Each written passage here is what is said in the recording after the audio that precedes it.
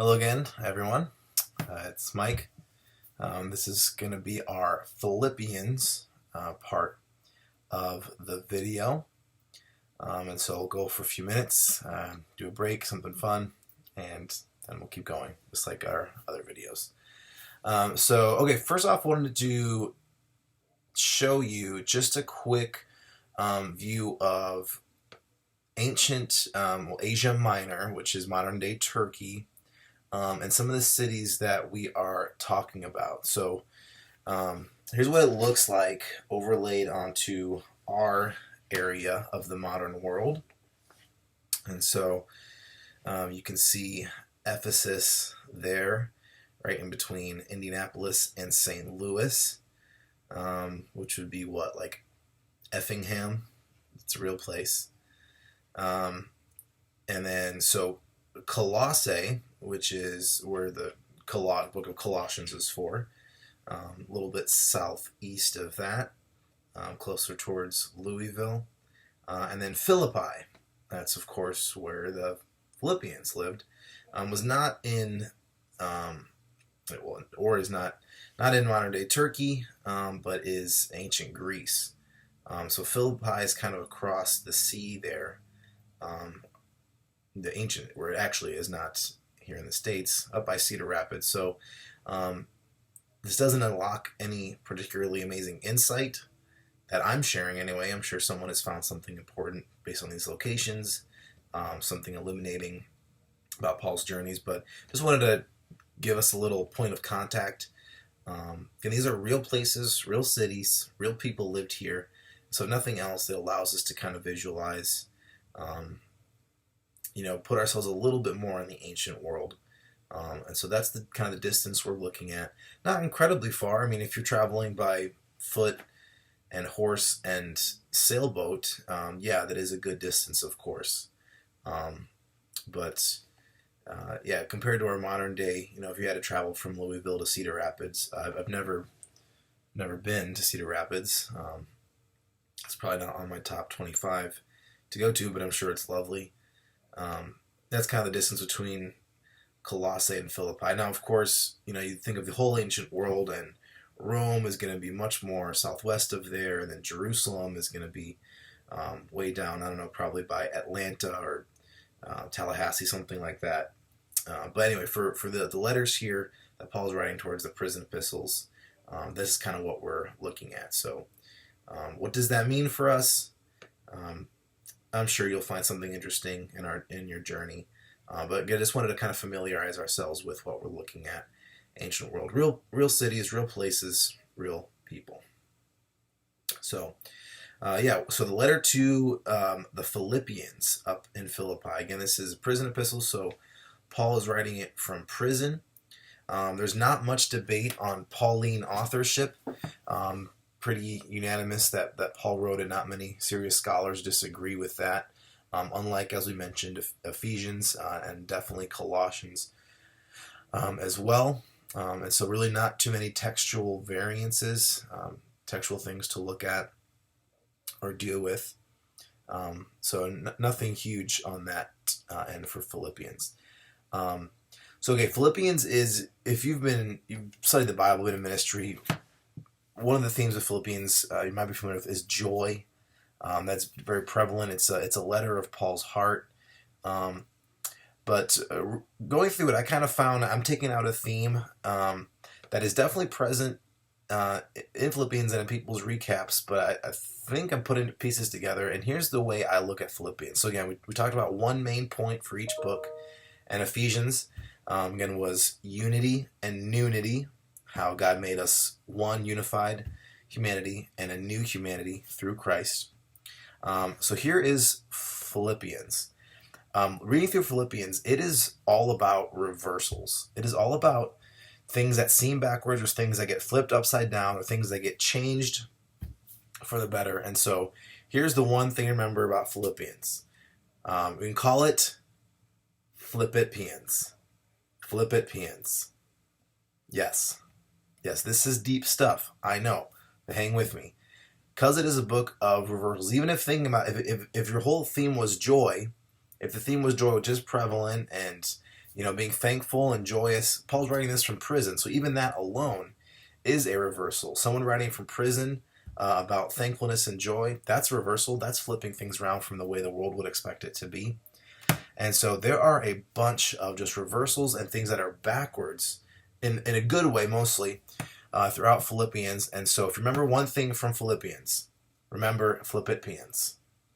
It is a book of backwards and reversals. And so it is about time for our first break. But when we come back, we're going to look at some of these reversals and this theme of the book of Philippians.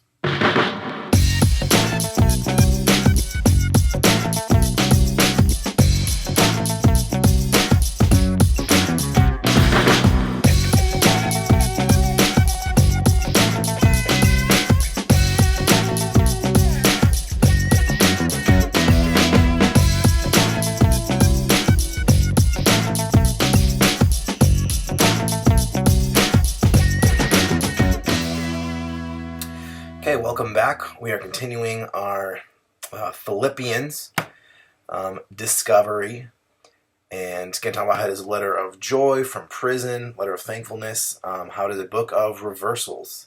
And what's the one main thing we want to learn about Philippians is there is Pastor Kevin. Hello there. What a great boss. I maybe should delete this one and start over, but why not? I'm not going to, because unpredictability is the uncertainty of life. So we're going to keep that. Philippians, book of reversals.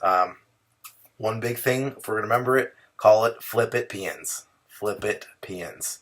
Yes, and you think, I'm paying more money than I'm getting out of this right now. I apologize, because I don't think it's bad to have a little fun, and hey, there's a reason kids' lessons stick with us because they're simple, and so I don't apologize for that. But Philippians, but for real, it is a book full of reversals. So what I wanted to do in this segment is look through some of the reversals of Philippians.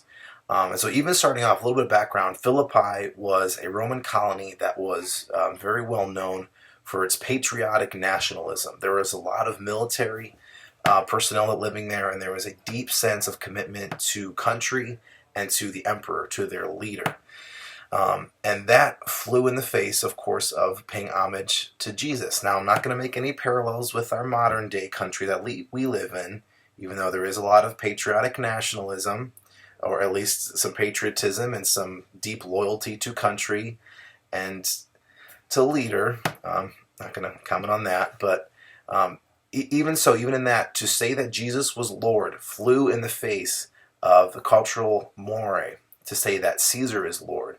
And so, in a sense, saying Jesus was Lord was a big reversal of Philippian culture, that country and leader was number one. So even just that sense, the where it's being written to, went against the grain. But okay, so let's look through Philippians. So how many reversals can we find? There's going to be more than this, but I wanted to pick out a few of them.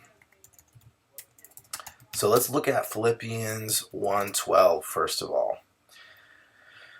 So here's what it says. Now I want you to know, brothers and sisters, that what has happened to me has actually served to advance the gospel. So Paul's in prison. He's locked up.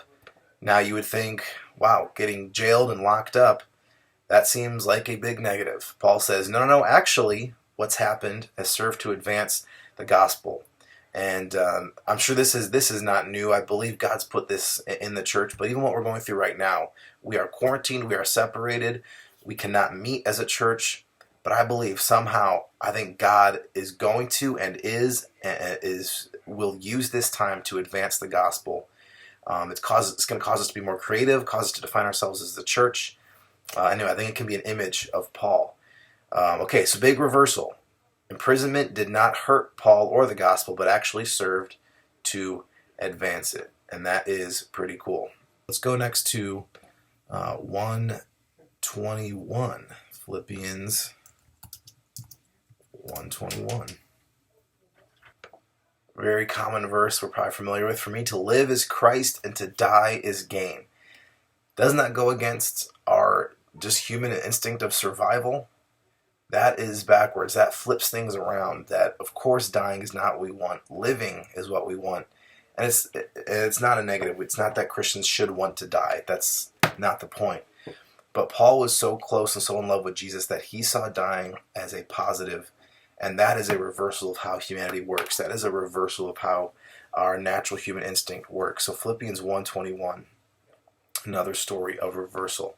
All right, let's go to Philippians 2:26. Let's see. Now, Philippians 2:5 through 11, that is the hymn. That is the center of the whole book, Philippians 5 through 11. We're going to look at that in a minute. Okay, but Philippians 2:26, here's what it says. So this is talking about Epaphras, who was sick, or Epaphroditus, I'm sorry, who was sick. And it says, here's what it says: for he longs for all of you, and he's distressed because he's ill. No, actually, it says he's distressed because you heard he was ill. He was worried, not that he was sick and going to die, but he was worried that his friends were going to be worried that he was sick. And so, yeah, just an amazing reversal of normal circumstances. Usually you're worried, you're about to die, or you're sick, you're about to die. That should worry you. But Epaphroditus, he was more concerned with other people, to the point where he was more worried about them being worried about him than he was about himself. That is a reversal of how normal humanity works. Pretty amazing. Okay, let's keep it going. Philippians. Now this one's a little bit longer. Don't worry, our break is coming. Yeah, let's see. Philippians 7 through 10. There we go.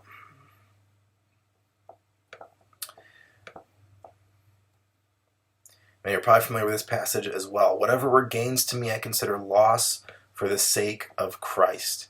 Again, what is Paul talking about? He is talking about all the things that he put his confidence in.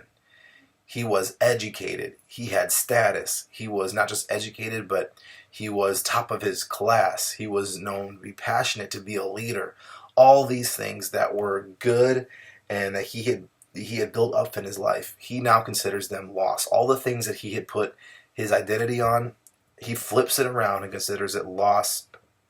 More than that, he considers it garbage, rubbish, which is probably a word that would be fairly uncouth, would probably get me a reprimand from Osam. You can imagine what that word would be. Everything is considered something else. Man, what a reversal. All the things that Paul built his life on is now lost, is now nothing compared to Christ. That is a reversal. That flips things around. Once again, we see that theme. Okay, let's do one more. Philippians 4:17. Okay, even here, Paul is in prison, and he's asking for something. He says, not that I desire your gifts. What I desire more is that more to be credited to your account. Even here, Paul is saying, asking for gifts, but he's saying, yeah, I do want the gifts, but even more so, I want you to be blessed for giving it. I want you to be blessed for giving the gifts more than I want the gifts themselves. Even as Jesus' words, it is more blessed to give than to receive. That's a reversal. That concept is being lived out here. Not that I desire your gifts. What I desire is that more be credited to your account. So again, here Paul just taking normal humanity and flipping it around. And that this is just a thread that runs through Philippians enough that I think it is a theme. If it's not the theme, it's definitely a major theme. And so for me, what I remember from Philippians is that it flips our life around. To die is gain. I count it a gift to suffer. These things that we've just looked through, and we're going to look through the hymn of Jesus in a little bit, 2:5 through 11, and again see how reversal is so prevalent, how this hymn is the center of the book. Okay, so again, if you remember one thing from Philippians, remember it is a book of reversals. Remember Philippians. All right, okay, let's get a break. See you guys in 30 seconds.